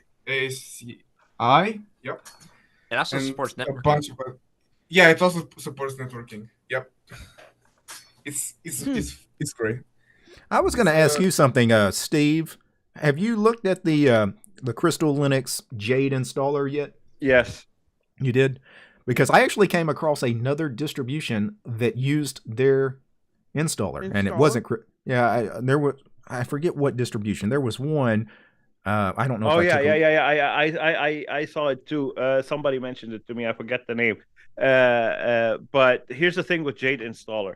Mm-hmm. Jade installer, the GUI version of Jade installer is an online only installer. If I wanted to go offline, I couldn't. Yeah. So I'm like, that's a deal breaker for me because the whole point of Zero Linux now is even if you don't have an internet connection, it will install. And a lot of people have who try Zero Linux sometimes have proprietary Wi-Fi cards on their laptops, so connection is not there. So I'm like, I want to avoid that. Yeah, that's unfortunate. Yeah, if it's just an internet install, then I can't. I noticed somebody in the chat said that RescueZilla is the new remaster. Has anybody heard of that? RescueZilla, I have heard of it. I've never tried it. RescueZilla, yeah. It's just Clonezilla plus a few utilities. Last I looked. Yeah, it does look like the Swiss Army knife of system rescue. Okay, well, I'll put a link in the YouTube chat for anybody that wants to check it out. I've heard of it. It's been around for a while. I've never just remembered RescueZilla. I have Clonezilla and RescueZilla on. It's a Clonezilla GUI, is what it is, according to their website. That's what it is. Okay. Okay. All right. On Ventoy, I have them both on Ventoy. Have you used it though? I haven't needed to use it yet. Yeah. It'd be something cool just to play around with, just to see if it write an image that you could then use as a backup. I might need to do that soon because I'm going to format that laptop that I told you about because I want to put. I want to play. Josh, I didn't get an answer from you yet. A clear answer from you yet. What's that? Best distribution with Hyperland by default as the default. I don't know of any. Yeah, I mean that's going to be a short answer. Like none. That's weird. Maybe there's Archcraft. Maybe there's Archcraft that offers it. I'm not sure. I think Arco actually has a Hyperland image you can install. They did, but they don't roll with it because it's constantly being updated and it was breaking. Yeah. So I think they were holding packages back. They were holding packages back on it. And then I believe that the Fedora's UBlue team, who is not Fedora, is working on an immutable spin of Hyperland. I might be wrong on that. And literally everybody in the chat blew up with Arco Linux. No, to my knowledge, we don't have. Everybody in chat, let me be clear. Zero Linux was built on top of Arco Linux. The whole knowledge I have gained so far is thanks to Eric Dubois. He is my teacher and will forever be the example I will follow while working on Zero Linux. All the knowledge he puts out is the knowledge I absorb because he does it in an easy way because half the time even Eric Dubois doesn't know what the heck he's doing. So well then, Steve, I guess you better go back to school because it's at Arco to answer your question. Okay, so I have to go to Arco. Oh yeah, or Garuda. Or Garuda. If it helps any, Steve, I know how to spin up a Gentoo image for you. And I know how to make a new image for you. Alex just administered the poisonous serum into my blood. He said Gentoo. He said Garuda. Garuda. He said Garuda. That's the poison. Just make sure that before you go to Gentoo, Steve, bring 600 bottles of Tylenol and a hammer with you. Yeah, but Garuda does things right. They know everybody wants the Zen kernel, ButterFS, and Fish as their default shell. I mean, that's what everybody on Linux wants. Well, in my opinion, the best gaming distro is Bazite. Who? Bazite. The That's also a UBlue image. Yeah, okay. Yes. Yeah, it's a UBlue image based on Nobara. No, not based on Nobara. Not based on Nobara, but that not based. It tries to do what Nobara does. Yes, it's gaming distro. It's a gaming distro. And by the way, if any of you didn't watch the Brody's Tech Over Tea? Brody's Tech Brody Over Robertson? Tea. No. Okay. No. Brody Robertson, yeah, but with the guy Tupa, whatever his Tupac? No. You mean Glorious Egg Roll? Glorious Egg Roll. No, not Glorious Egg Roll. There was another guy. This one? What? I'm confused. Which what's one? his name? The last one he did. Neil? Yeah. Kampa, yeah. Neil Gampa. Yeah. This guy, he's all over the place, and he works. He's the guy who offered the idea of shipping KDE with nothing but Wayland. Yes, he is he is probably the Linux guy of Linux guys. Yeah, Oh, He's really? the public face of more upstream development. He does He's so much all over upstream the place. development. He's all over the place. But He's the new Lennart Pottering. yeah, No, There you go. but Neil is awesome. he's a man after my heart. He's a KDE fanboy, and Very much. I'm talking to him now, thanks to Brody. I'm talking to him now. He's gonna help me get Wayland working on Nvidia. Yo. We talked yesterday. Good luck. Yeah. Good luck. Good luck. Well, he That's said easy. he can do it. So I was like, he's more advanced than I am. I was about to say he probably can. That's easy. Yeah, but- you boot your system. Maybe with And the have open NVIDIA source on drivers of Nvidia. Maybe. No, Either we're that or- talking either that or about buy- the proprietary. Okay. Buy my an goodness. buy an AMD Driver. GPU Yeah. and take the stickers off your Nvidia and put it on your AMD. No. Okay, I True. imagine that Steve is wanting to get KDE working on Arch Linux with his Nvidia GPU, which means that he will need to recompile SDDM because I think Arch is still shipping the last release version of SDDM. So you need to install Yes. SDDM from the from the AUR for SDDM-Git. And then you're going to need to recompile Kwin because I believe that they hard disable Wayland support. Last I checked on Arch Linux, they might not now. No, now they support it. But yeah, you're right. I need to repackage. You just need to SDDM. compile everything, is what Josh is saying. Just Mm-hmm. compile all the things, Steve. I'll have to compile a different version of grub config with the Nvidia DRM and Nvidia whatever MKinit CPIO for Nvidia and all that. Yeah, Compiling all your software, it's so easy. Why doesn't everybody do it? Right? Yeah.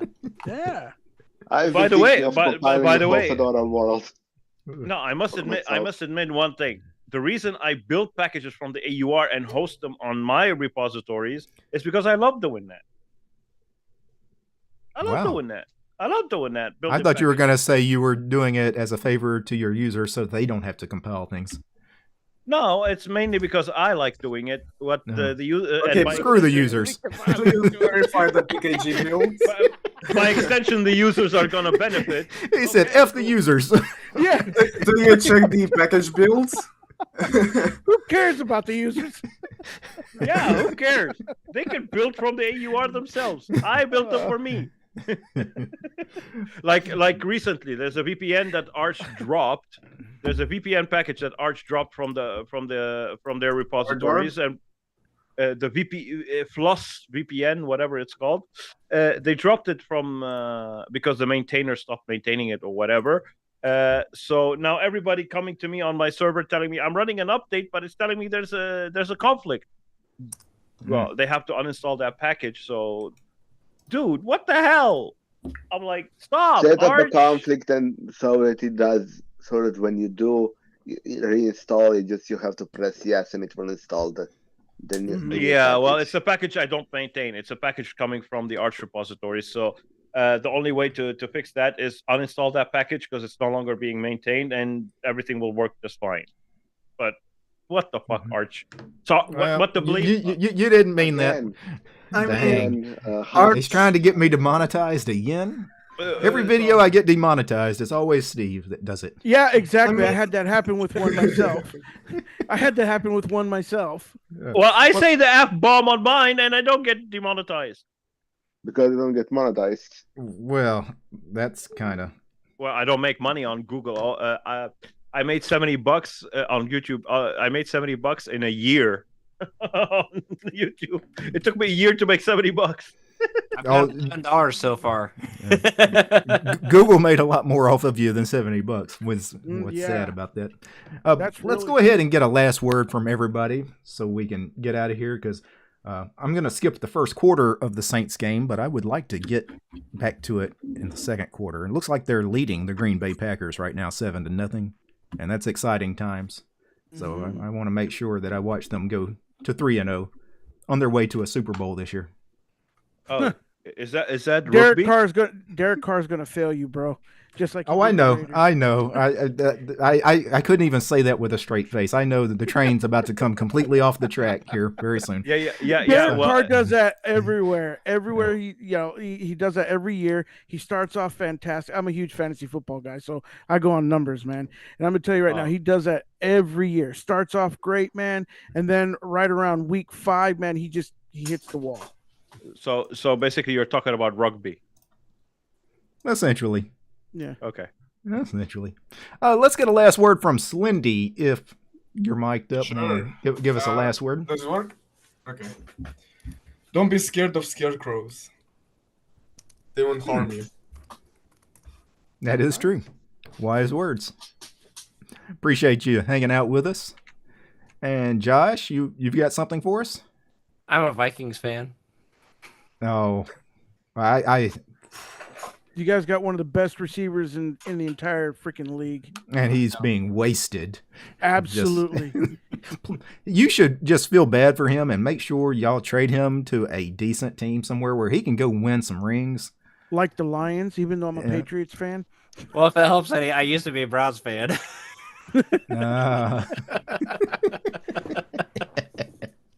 Hey, the Bengals have been doing well, though. You got to... They have. Yeah. You can support them. They're still an Ohio team. So. Yeah, if the Bengals ownership wasn't a giant, like a giant living meme in the city of Cincinnati, I'd probably be a Bengals fan. Yeah, I was getting worried you were going to drop some F-bombs talking about them there. Cause... No, leave the F-bombs to me. Well, thanks for hanging out with us, Josh. Ricky, give us the last word. All I gotta say is thanks for having me. It was a pleasure. And by the way, everybody in the comments section, smash that like button. Support everybody here. Leave a comment. That's called engagement. I'm being upbeat. Yeah. Go subscribe go subscribe to Yu-Gi-Oh Master. Go subscribe to Linux Tube. Big Pod's got a channel. We've got the Zero Linux official channel. 4 weeks ago. Josh, it's Tim Lee. I wanted to Jay. some coding stuff too. I got this for you. I got this for you. Yeah, everybody plug your channels, right? Yeah. There you go. Shameless plugs. There you go. There we go. There you go.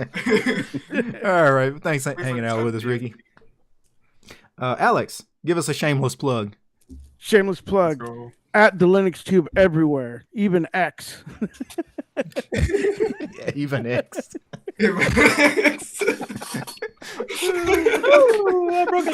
That's when you know you have no shame when you're plugging things right. on. And also you guys can subscribe to my podcast on any platform except Apple freaking Podcast. Oh, yeah.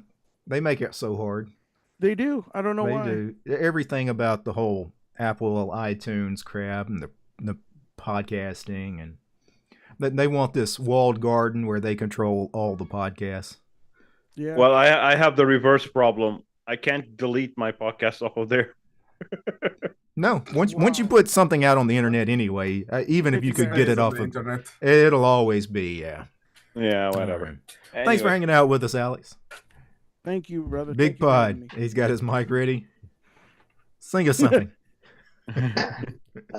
First off, I still don't have a job, so please subscribe to me, youtube.com/bigpod, and check out uBlue, images for Fedora Silverblue, and go FC Bayern Munich. That's the real football. Yeah. Oh yeah. Yep. 100%.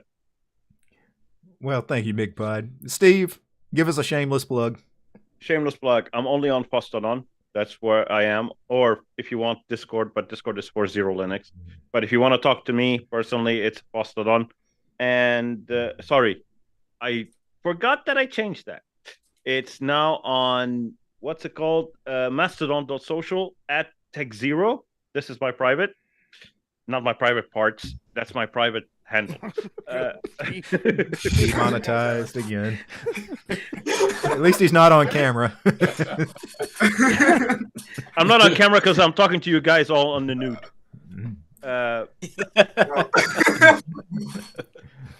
And I watch Matt do this every week on his podcast. Every week he does this. He looks down and he goes like this every week. Well, he's probably because of who? He's probably tired of being demonetized like I am. Well, one last thing. I love you guys. You're awesome. I'm sorry. I do apologize. I'm high on medication right now because I'm getting medication. A nasty he says. Yeah, the wacky weed. I leave that to your imagination, everybody's imagination. He's smoking that.